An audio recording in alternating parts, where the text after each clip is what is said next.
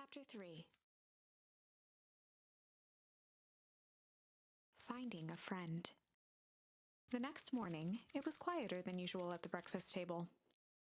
Only the sound of silverware and chewing interrupted the awkward silence.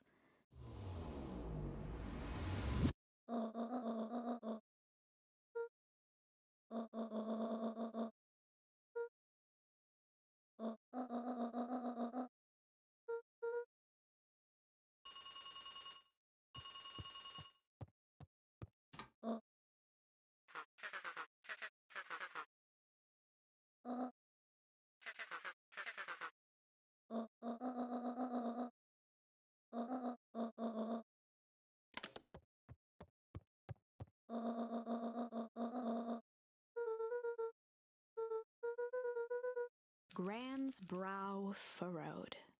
She let out a long sigh. Her voice was quiet and even.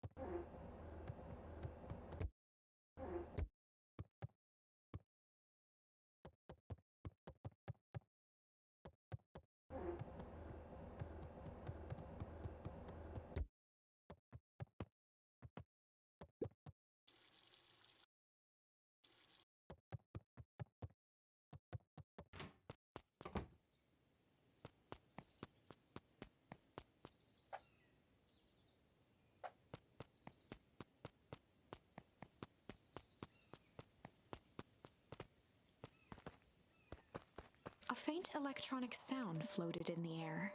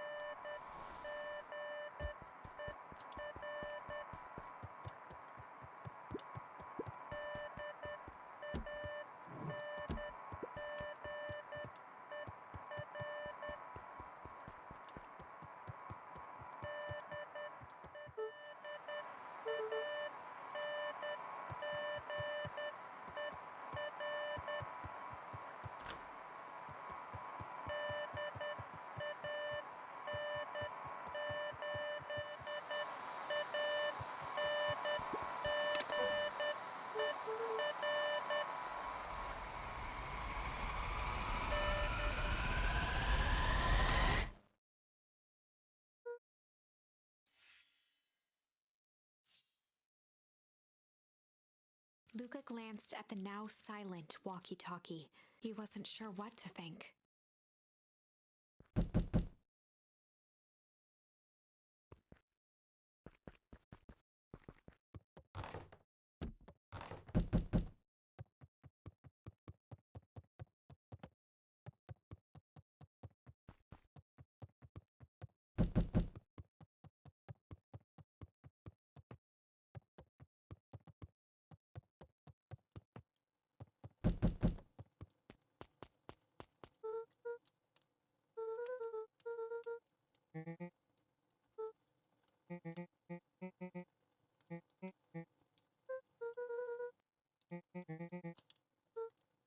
A pit formed in Luca's stomach.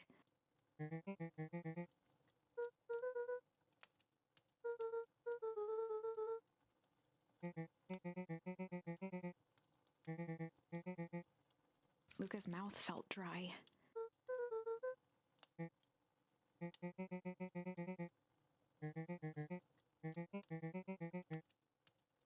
Luca could feel his heart beating in his throat.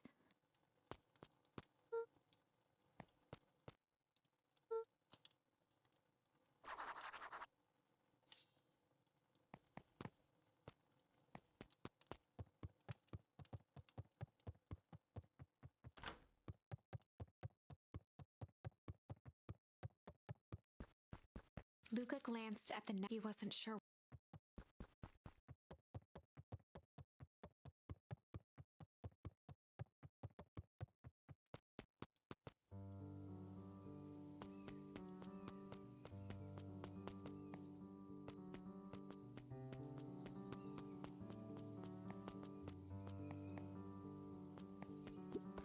For a town that saw few visitors, the welcome was perhaps more grand than necessary. The road leading to Beacon Pines was long and uninspiring, a sort of natural barrier for the impatient.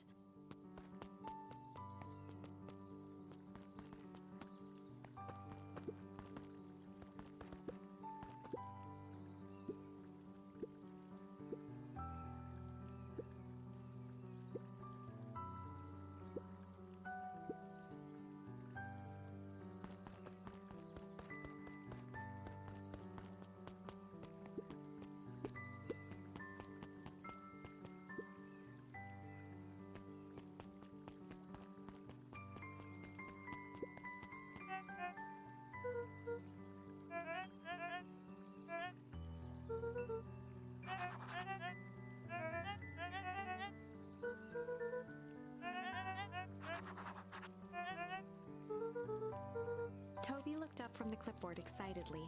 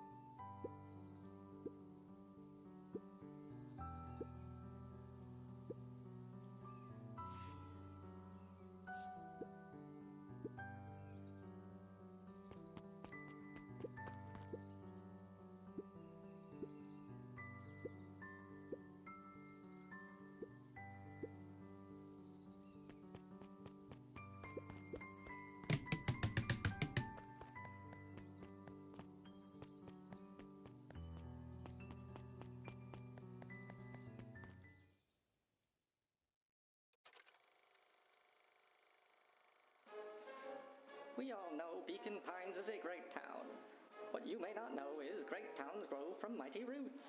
And that is why you cannot tell the story of Beacon Pines without telling the story of one Shopper Valentine. Young Shopper's keen intellect and strong moral fiber led to a grand vision. A vision of a community dedicated to a better tomorrow. In his own words, a better tomorrow is within our grasp, but it requires a singular mind to harness it. Lucky for us, he decided to grow that vision here in Beacon Pines. And how does one grow a better tomorrow? With fertilizer, of course. Valentine's Fertilizer Company became the lifeblood of a town yearning for purpose. But then tragedy struck. A scientific experiment gone wrong. An accident which took Shopper away from us far too soon. To this day, we struggle to pick up the pieces. But one foul harvest isn't enough to stop the people of Beacon Pines. The spirit of Shopper Valentine lives on. It lives in the hearts of everyone with a dream for a better tomorrow. Together, we will follow his example and grow a bountiful future. Paid for by the Valentine family and the Valentine Fertilizer Company Remembrance Fund.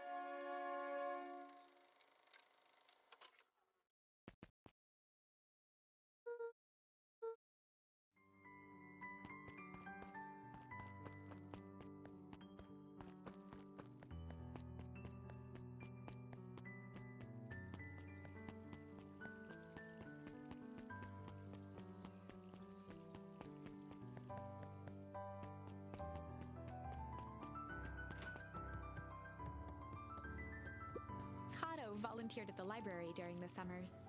He wasn't very social, so he'd dedicate each summer to becoming an expert in a single subject, making him a reliable source of very particular knowledge.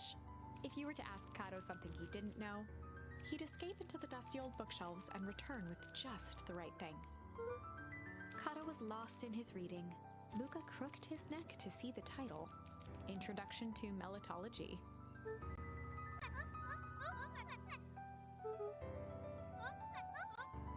He gestured to the shelves.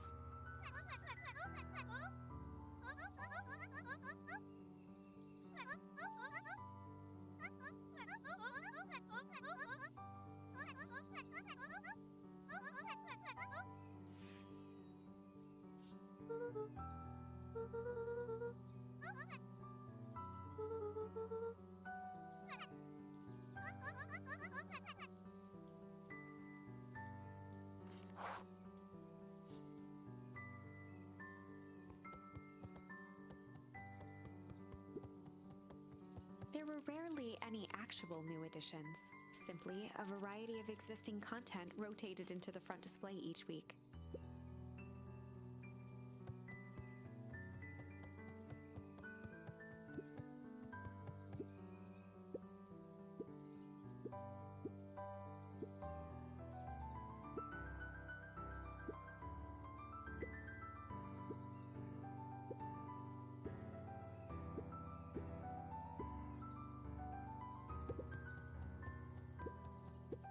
The bottom corner shelf was a dusty array of thick science books.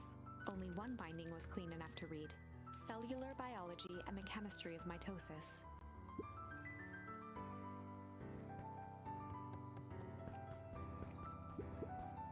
The entire top level of the library was devoted to comics, most of which were Hank Atomic and the myriad of lesser, revered spin-offs.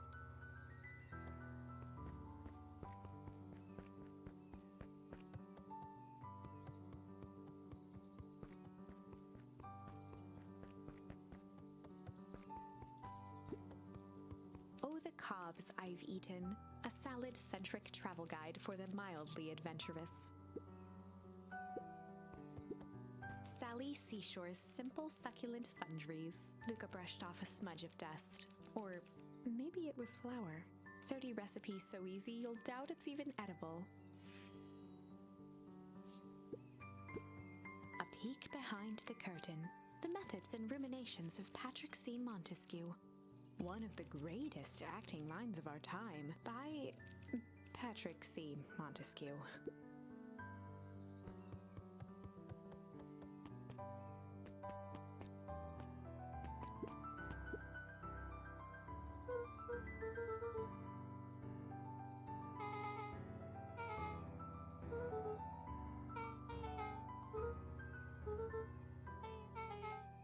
Beck's family moved often, giving her little time to establish any real connections. She would tell you she prefers it that way.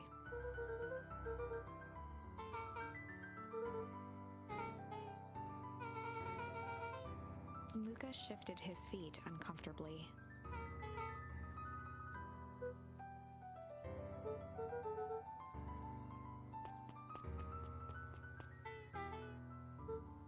Beck pulled a coin from her pocket.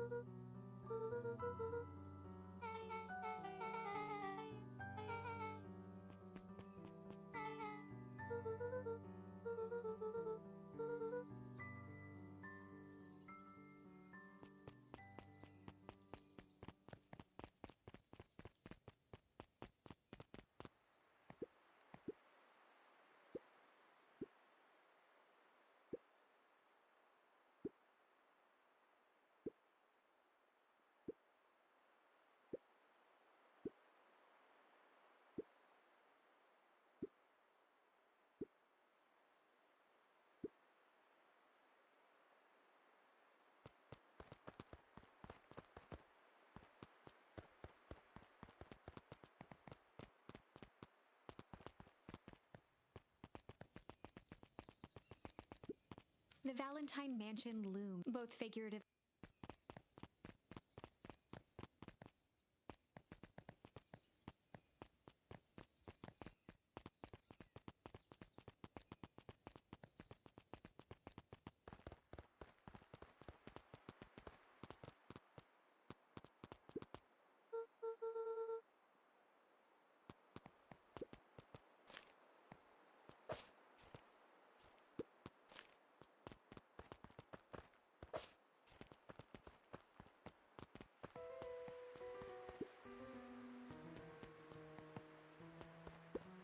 Luca felt a chill as he approached Beck.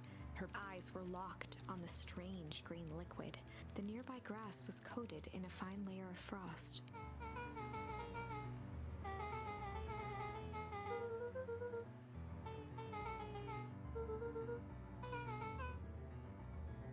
Luca watched as Beck dipped a broken tree branch into the goo. Beck's eyes widened as flowers grew from the dead wood.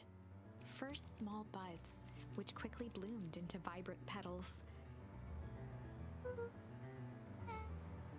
As quickly as they had grown, the flowers began to shrivel and turn gray. Beck dropped the stick with a grunt of disgust.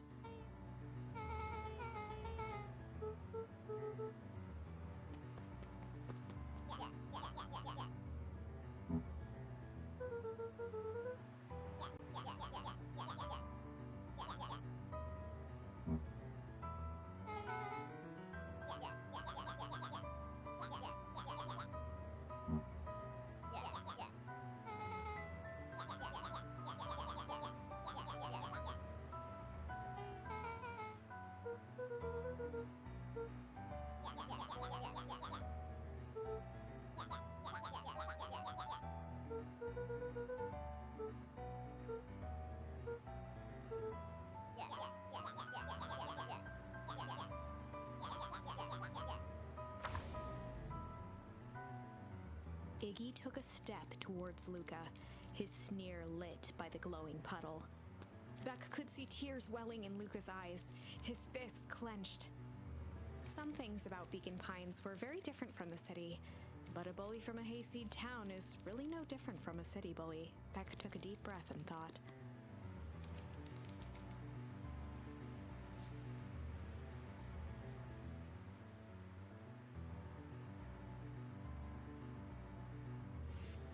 Well, time to bust out the strange.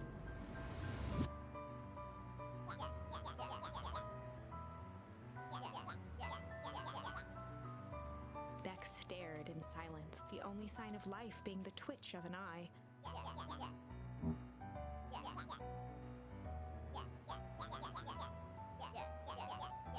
At the sight of Iggy taunting Beck, something in Luca snapped. Iggy's smirk shifted to a look of shock as Luca launched himself into his stomach. Iggy's clothes were drenched in the glowing ooze. Iggy's voice began to slur as he struggled to get up.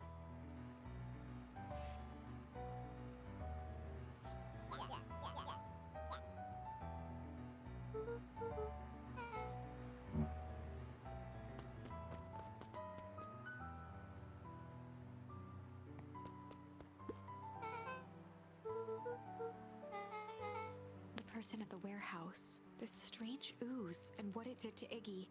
Was Rolo caught up in all of this?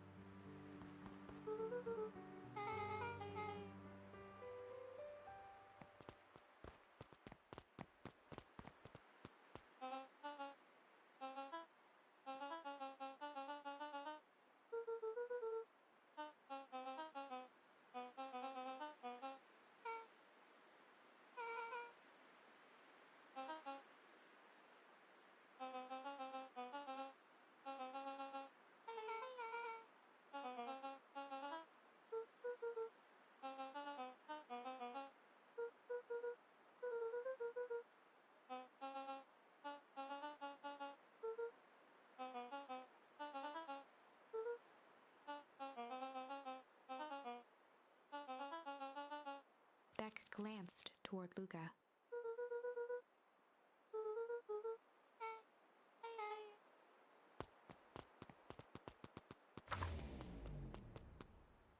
Rolo was safe.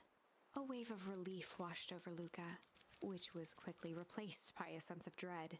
Gran is going to kill me. If he hurried, he might just make it home before sundown. Chapter 4.